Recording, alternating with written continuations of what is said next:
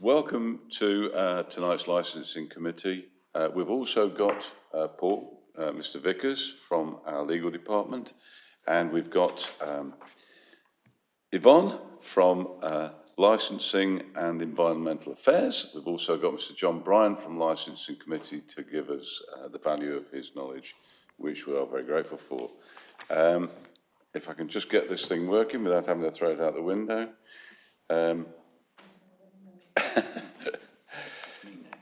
The first item I'm going to ask Deputy Chairman, Mr. Marsh, to read out the warning for us. The building fire alarm signal is a continuous two-tone alarm. On hearing the evacuation alarm, leave the building by the nearest marked exit, that one. Follow the green signs to the assembling point, large staff car park opposite the main entrance of this building. Anyone who can't use the stairs will be helped by officers present after other people have left. Do not return to the building until it's safe to do so, told by an authorised officer. The whole of the council site is a no smoking area. Filming from the public gallery is permitted, but members must refrain from filming within the chamber, so not to distract the meeting, and can make sure all your mobile phones are switched to silent, please. Thank you, Chair. Thank you very much. The first item on the agenda then is to receive apologies for absence, and I understand we've had from Councillor Gibbs, Councillor Knight, Councillor Walker, and Councillor Webster, who's on holiday. Is there anybody else? Webb. Councillor Webb. No, I think he's on there, isn't he? Oh no, sorry. Councillor Webb. We've also had apologies from him as he's unwell. Do we have to vote on those apologies? No? No. No, that's fine. Wrong council. The next item on the agenda is to receive any declarations of interest from members in respect of any matters on the agenda. Has anybody got any matter? Nobody's interested at all. Thank you very much. Okay, and the third item on the agenda, of course, is to receive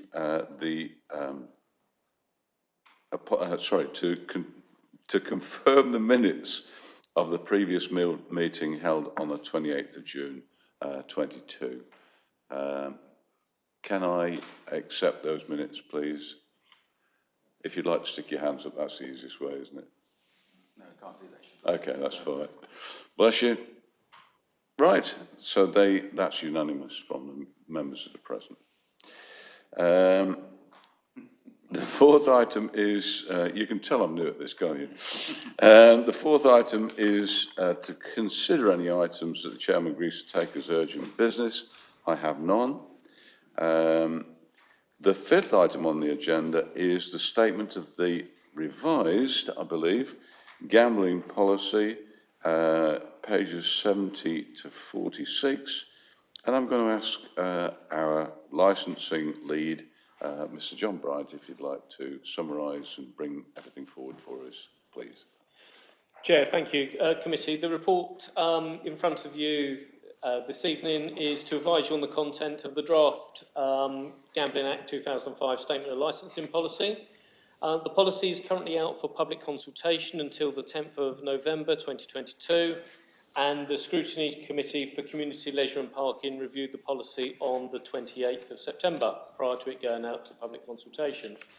The recommendations of the report is the committee is recommended to note the contents of the draft Statement of Licensing Policy for gambling, which is at Appendix 1. For the committee, the background to this is that Section 349 of the Gambling Act 2005 require a licensing authority, Mid-Sussex District Council, to prepare and publish a statement of its licensing policy every 3 years or as appropriate, and the existing policy is due for republication. Now, the statement is not intended to be used to limit gambling establishments, but more to outline how we apply the Act in order to protect the public through the three licensing objectives of the Gambling Act.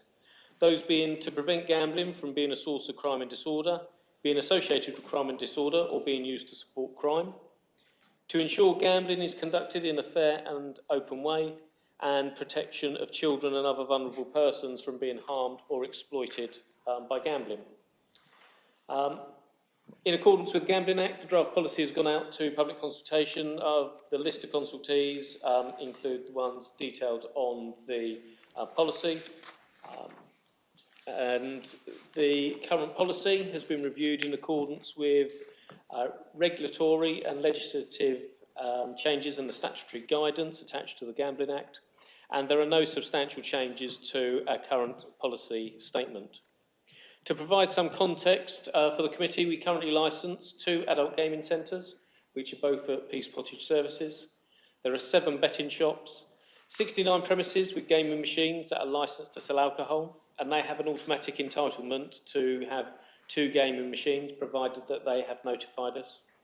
There are 9 premises with 3 or more gaming machines, 8 club gaming machine permits, and that's to registered clubs.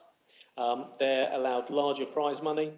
There's 1 club gaming permit, which allows certain gaming and larger prize money machines, and there are currently 77 small society lotteries registered. These are lotteries for charities and PTAs and such. The committee will be aware that the government is currently reviewing the Gambling Act, and a white paper is due to be published in the near future, setting out the conclusions of the review and any potential reforms of the Act. It's likely that reforms will concentrate on internet gambling and similar. We obviously will incorporate any legislative changes announced by the government as a result of their consultation into the policy as and when it becomes required. The policy context is the Gambling Act 2005 Statement of Licensing Policy is produced in accordance with the provisions of the Gambling Act, which places a duty on the council to carry out its licensing functions in respect to licensing, inspection, enforcement of such premises. The risk implications are that the council are required to review its statement every 3 years or sooner if appropriate, and the failure of a council to review their policy could be open to legal challenge. And that's the report together with the appendix which details the draft statement of policy attached to the report. If I can help the committee any further. That's terrific. Thank you very much indeed. Before we go to the recommendations for vote, we are recommended to, as I said, to note the contents of the draft statement for gambling at Appendix 1 on page item 5, which is on page 7. Would anybody like to speak on this or ask any questions, particularly of Mr. Bryant? Councillor Lee. Thank you, Chairman. Can I just ask, in the last period, if any permits have been withdrawn from any premises?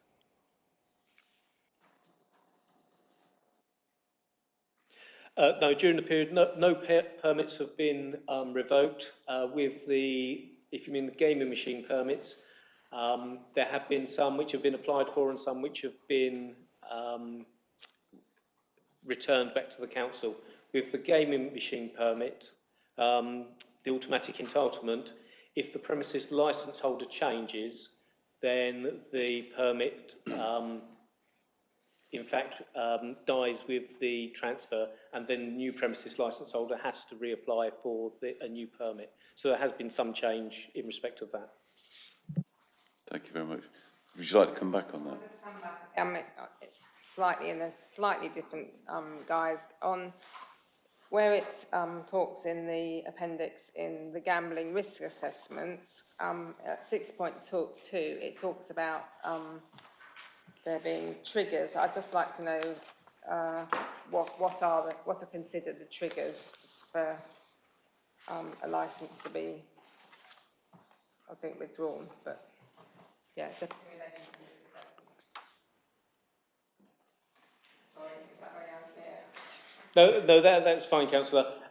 Yes, with regard to the gambling risk assessments, each premises has to provide a risk assessment which is bespoke to that particular premises.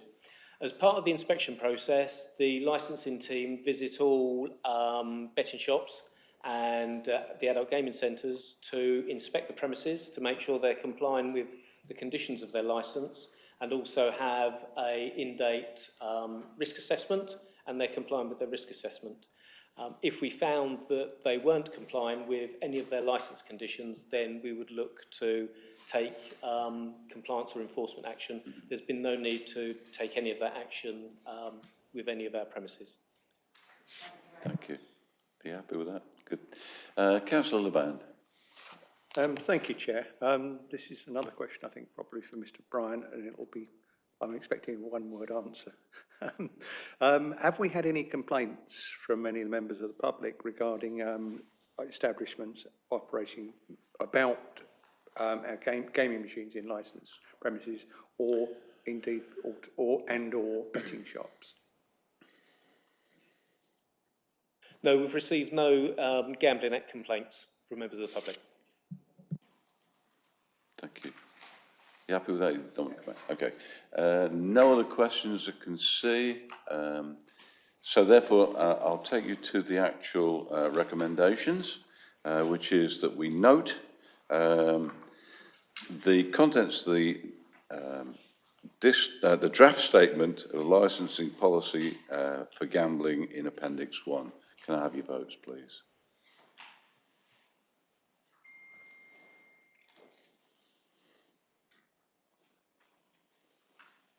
I believe that's unanimous. Yeah. So thank you very much indeed. So we'll move swiftly on to item number 6, which is again in Mr. Bryant's purview. If I can just find it. I forgot my glasses tonight. So I do apologise if it's taken me a little bit longer to see things than it should. And this is to do with taxis and licensed vehicles, again, which is in Mr. Bryant's purview. So, the update to the licensing committee on licensing of taxi and private hire vehicles. Mr. Bryant, would you like to fill us in? Thank you, Chair. Committee, this report, the licensing team have been asked to provide the committee with an update with regard to the various amendments to the taxi licensing policy following the statutory standards and an ongoing general update on the ongoing developments within the trade. As the committee will be aware, there was a number of changes to the licensing policy which were brought in as a result of the adoption of the statutory standards by this committee. The adoption of statutory standards have introduced several additional checks and requirements for the licensing team and the licensed trade, which includes the rollout of the introduction of CCTV in vehicles, additional 6 monthly DBS checks, mandatory safeguarding and disability awareness training. The committee will be aware that from the 1st of October this month, the livery policy has come into effect for Hackney and private hire vehicles, together with the rollout of the council-mandated door signs for our licensed vehicles. Also, within the last period, the Department of Transport consulted on the revision of the taxi and private hire vehicle licensing best practice guidance. That guidance was last issued in March 2010, and it was obviously well overdue for revision, and the new guidance is awaited. The recommendations of this report, again, is that the committee notes the update report, and in detail the various areas which I've mentioned.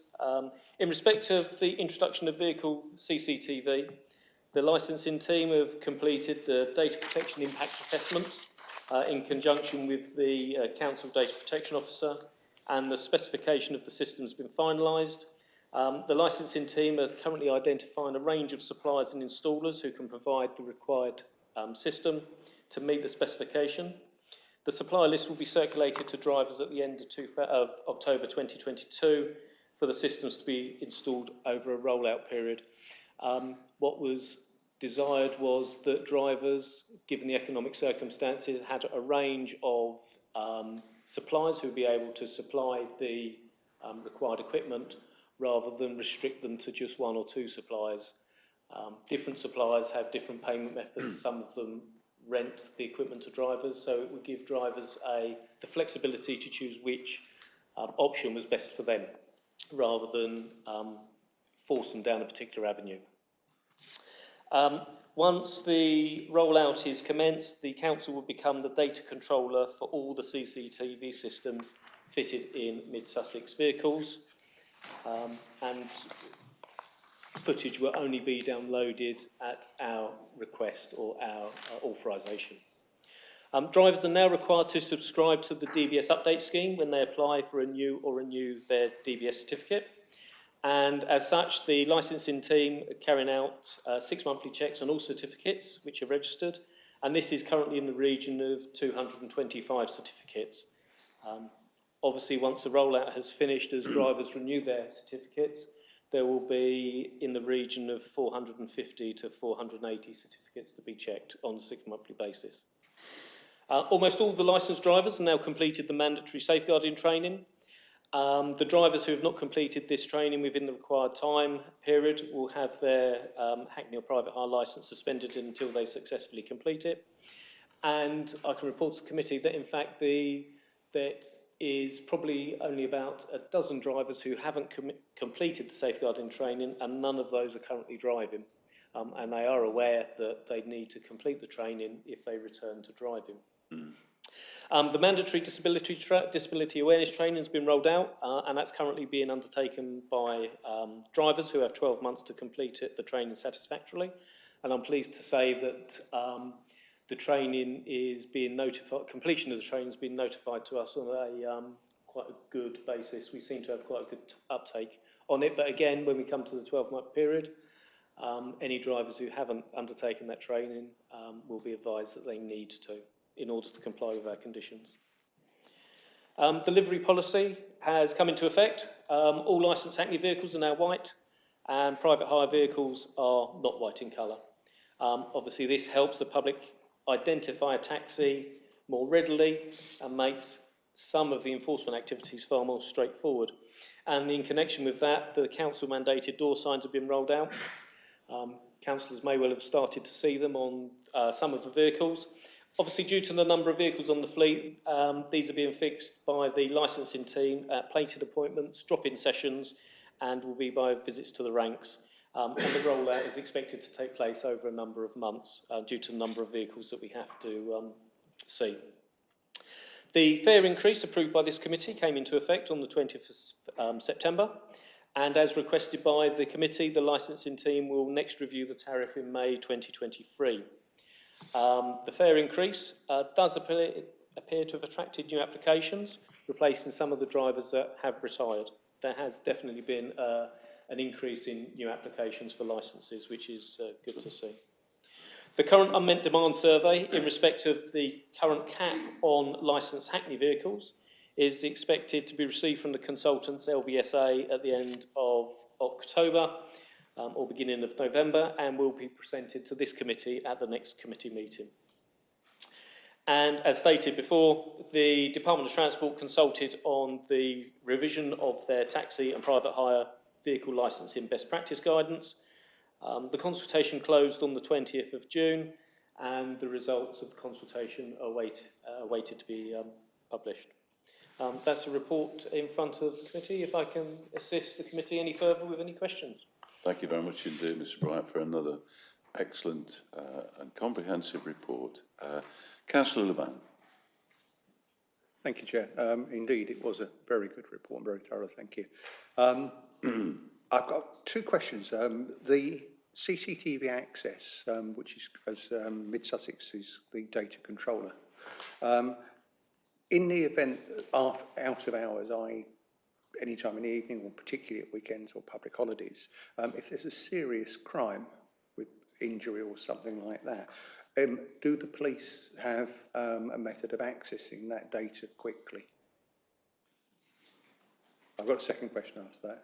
Thank you. The answer to that would be no, because the council are the data controller, and any request for the CCTV would have to come through to the council. And the other reason is that with different installers, there isn't a screen within the vehicle for them to rewind and watch the footage on. The footage will have to be downloaded to a disk or to a memory stick in order to be accessed. and that would be, well, it wouldn't be practical out of hours because some of the installers who would be our data processors work office hours, and so therefore they wouldn't be able to get the vehicle to them and produce. But obviously, once we were advised, we would make all efforts to get the footage for the police as soon as possible. Thank you. Shall I come back again? Yes, if in the event there was a really serious crime, i.e. grievous bodily harm or worse, or a serious assault, and the perpetrator was, shall we say, at large and out on the town over the weekend, but potentially the public could be in danger when the police could actually have need for that evidence to act perhaps sooner. That would, what I'm suggesting is, could we find a way of actually talking to the police and facilitating that in need? Shall I ask the second question now as well? Thought that was it. I would say it's a supplementary to that one. Apart from the council being the data controller, is there joint data control in terms of ownership, or the owner or the cab driver? Or is that prevented in terms of the licence conditions? If I go to the second question first, the council becomes the data controller. Drivers have no access to the footage. They have no access to download it. It can only be downloaded by council officers or on the direction of council officers. I take on board the councillor's comments in respect of serious incidents. Having served on CID and been on a number of murder investigations, I wouldn't anticipate the issues which the councillor mentions as being an issue for the police. Okay, thank you. My last question, if I may, is have we had any informal or formal feedback from the public regarding the fare increases? That's it, thank you. No feedback whatsoever, councillor. Thank you. Thank you. Councillor Mrs. Lee. Thank you, Chairman. Can I just ask what the rollout period is considered for the installing of CCTV?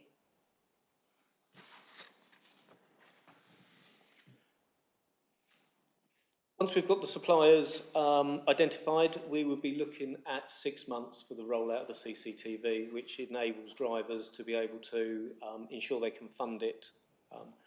And also, it will mean that it's a gradual process rather than having a situation of 300 drivers queuing up to try and get CCTV footage at the last minute. So that's what we're anticipating, a rollout period of 6 months.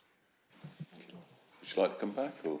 No, that's fine, thank you. Councillor Forbes. Thank you, Chairman. Just a quick question.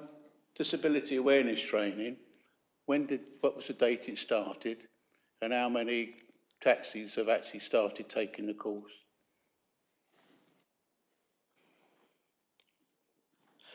Councillor, it commenced at the 1st of February, so it runs through to the 31st of January. As for exact figures as to the number of drivers who've completed it, I don't have that to hand. My estimation would be at least in the region of 60%, if not more, from the number of certificates I've had back. Shall I come back? Yes, please. No, that's fine. I was just going to carry on and sort of say how many was left, but I think you've... I would like to see more, because I think something to disability, when I was before on taxi drive, I was quite amazed the lack of knowledge of taxi drivers for disabled people. It was quite frightening, I thought. So I think that the sooner they get their training, the best that for the people in mid-Sussex. Thank you, John. Yeah, Councillor, I totally agree. And at the start of next month, communication will go out to all drivers who haven't yet received the training, advising that they need to get the training completed to hopefully encourage them to get it done. Thank you. Vice Chair.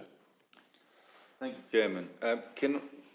Mr. Wright, can you just confirm that the emergency that we did when the price of diesel and petrol went sky high, that's now been withdrawn, and are all the taxi drivers aware they're not allowed to charge the extra bits? Thank you, Chairman. Yes, councillor, certainly. As soon as I was aware that the price had gone down underneath the threshold, I communicated to all drivers explaining that they were no longer able to charge the fuel surcharge. So all drivers are now aware. Excellent. I see no other councillor wanting to ask a question. So let's move to the recommendation, which is the committee are recommended to note this updated report. Can I have your votes, please? Two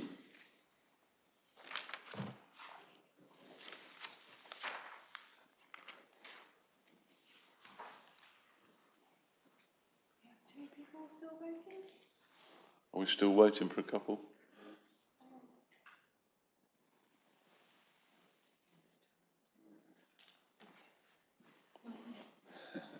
Technicalities, gentlemen, ladies.